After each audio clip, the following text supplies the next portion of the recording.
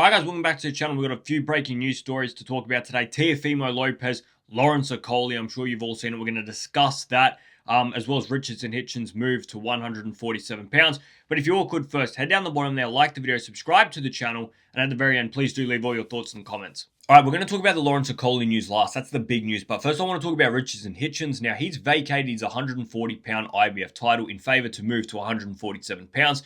Keith Connolly, his manager, has come out and said that he's outgrown the weight class. He's been there since he was 16. It's time to move up to 147 pounds. Basically stating the obvious. We already knew that. We knew he was too big for 147 pounds. We knew that when he didn't turn up for the Oscar Duarte fight. I knew that was going to happen. He signs the Zuffa deal. It was made even more clear signing that Zuffa deal because in Zuffa boxing, they don't have a super lightweight. They don't have, your junior welterweights. They've got lightweight, they've got welterweight. They've only got 8 divisions. It's the 8 core divisions. So signing that deal with Zuffa, he was always going to make that move up. Obviously, I think there's better ways to go at it than what Hitchens have done. Basically, lied about the fact that you were ill. You just weren't fit to fight, all right? You couldn't make the weight. You weren't fit. That's why the fight didn't happen. And, basically makes up a lie saying, I didn't fight Oscar Duarte because of this or that. It's not because of the weight thing. It was the weight thing. This is, confirmed that. The big talking point is, following this decision by Hitchens, look, he's his own man if he wants to move up a division. That's the right thing to do. I just think he should have done it with that Oscar Duarte situation. Following Richard Hitchens moving up, the IBF has now ordered Lindolfo Delgado to face Teofimo Lopez for the vacated world title. Now, there's 2 things here. Lindolfo Delgado is the rightful guy to be fighting for that world title. He is the number 1 contender. He is the only right name to be in that conversation, guaranteed to be fighting for that vacant world title. The opponent is where the questions start coming up because, like most of you, I also agree. Teofimo Lopez shouldn't be fighting for this world title. The reason Teofimo Lopez has gotten this world title is probably because he's the biggest name that they could get. He's the biggest draw. He's the biggest moneymaker. It's easy. Let's chuck him in there. We want him being the world champion because he brings eyes to our belt. He's the one that'll, get people talking a lot more than Lindolfo Delgado will and Oscar Duarte did. No offense to them, great fighters, but they're not going to bring the money that Teofimo Lopez did. That's the only reason Teo's getting this shot. Now, the last time I think Teofimo Lopez actually fought IBF was against George Kambosos when he lost that title because Teofimo Lopez had that IBF world title for the Commie fight and the Vasily fight and then loses it in the Kambosos fight. And since then, I don't believe he's fought for IBF titles, at least.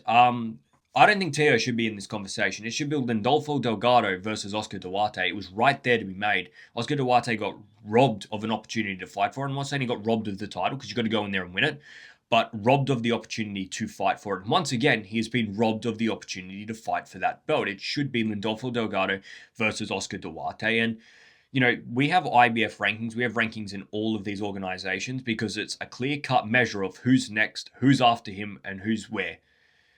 There's 2 names above Teofimo Lopez. You've got Lindolfo Delgado, number 1. You've got number 2, which is vacant. You've got Duarte, who's 3. And you've got Keyshawn Davis, who's 4. Then Teofimo Lopez at 5. Now, Keyshawn Davis, he's fighting halfway through May against Nahir Albright. And you've also got Oscar Duarte, who's fighting Barrera at the start of May on the Zerto Ramirez versus David Benavidez card. So what? Wait 2 weeks and then make the fight a mandatory. Wait 3 weeks and then make the fight a mandatory. You don't have to just come out and mandate that Teofimo Lopez is going to fight for it against Lindolfo Delgado because it's not like that fight's going to happen in the next 3 weeks. That fight's going to happen, in maybe 1 month's time, maybe 2 months' time, maybe 3 months' time, maybe 4 months' time. I think that, just because these other 2 guys have fights lined up, 2 fights that, mind you, are 3 and 4 weeks away. It's not as though they are 2 or 3 months away. You wait the 3 weeks. If Oscar Duarte wins his fight, he's the one that takes on Lindolfo Delgado. If Oscar Duarte loses that fight, Keyshawn Davis wins his fight against Nahir Albright. Keyshawn Davis, you're the next man up. Don't just go and pick Teofimo Lopez because he's the moneymaker, because it's not fair. And, lots of people believe, I'm not as sturdy on this, that, you lose your last fight, you can't be in a world title fight next. I think there's exceptions to the rule. Teofimo Lopez was a long-standing and the number one in this division. Just because you lose one fight doesn't mean you should be out of the picture completely. But I also agree with the sentiment that maybe Teofimo Lopez should go win a fight under IBF rules and then say, all right, Teo, you're now the mandatory challenger. You lost your world titles in other governing bodies. Go back to work at the IBF. You'll be next, because there are people that were in line for that belt.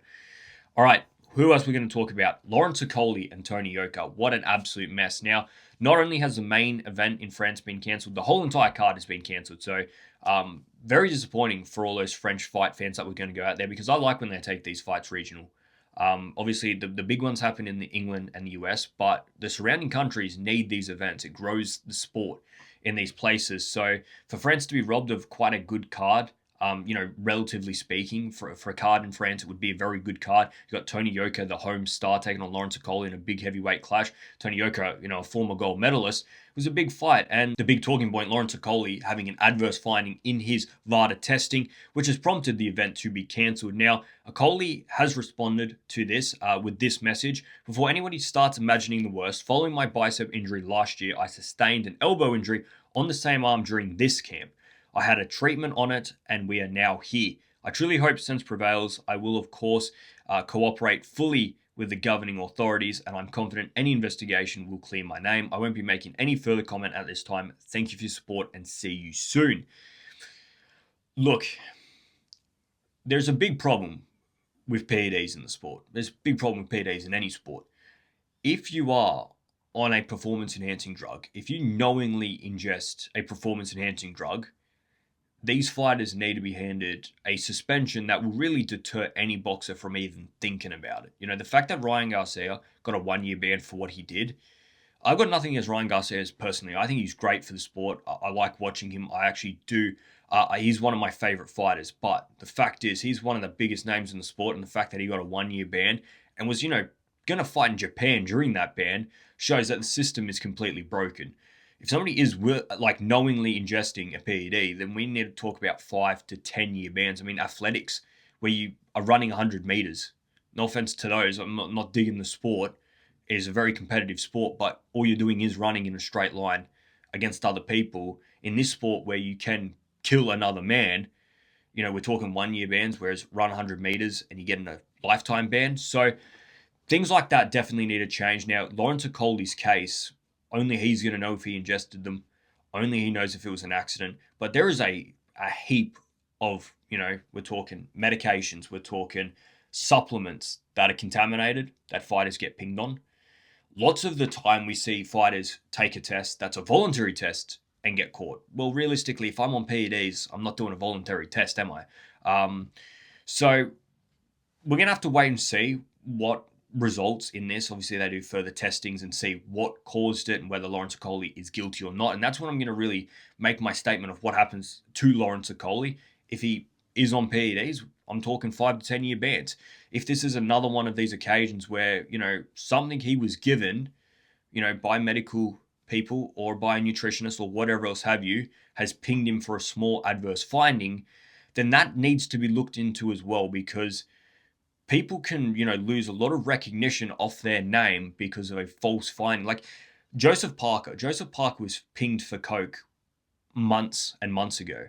Has anybody actually heard anything apart from the fact that he was on coke? Whether he was certifiably on coke? What's his ban? When's he next fighting? Was he found to have not had coke in his... shit like this can really defamate somebody's name. So we're not going to rip into Okolie right now. If Lawrence Okolie comes back with further testing saying that he's 100% performance-enhancing drug user, 5, 10, 15-year ban, lifetime ban, I don't give a shit.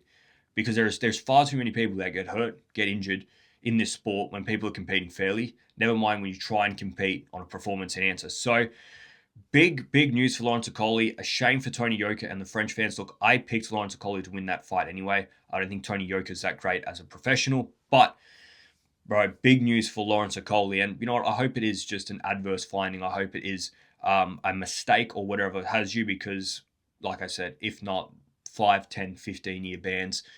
Take all of his purse from the past 3 or 4 fights. They're the type of things that you need to start looking at to make sure other fighters don't even think about using it, because there is too many. The amount of cases that we talked about last year alone, I made 5, 6, 7, 8 videos last year of different fighters being caught with them. And we've started this year once again the same. So hopefully it is just a mistake. That is the news. The content might not be as frequent over the next few weeks. I am trying to put a little bit more effort into doing a few bigger style videos. We're talking 15, 20-minute full breakdowns of the Zurdo Ramirez versus Benavidez card and the Junto Nakatani versus Naoya Inoue fight. So look out for those videos. Those are where most of my time is going to be had. And so we're not going to do as many everyday videos. I'm going to try and stay consistent. If big things happen, if fights are talking about, we're going to be here. But that is where I'm going to try and put most of my effort. So keep an eye out for that. If you are new, like the video, subscribe to the channel. I'm out of here, guys. See ya.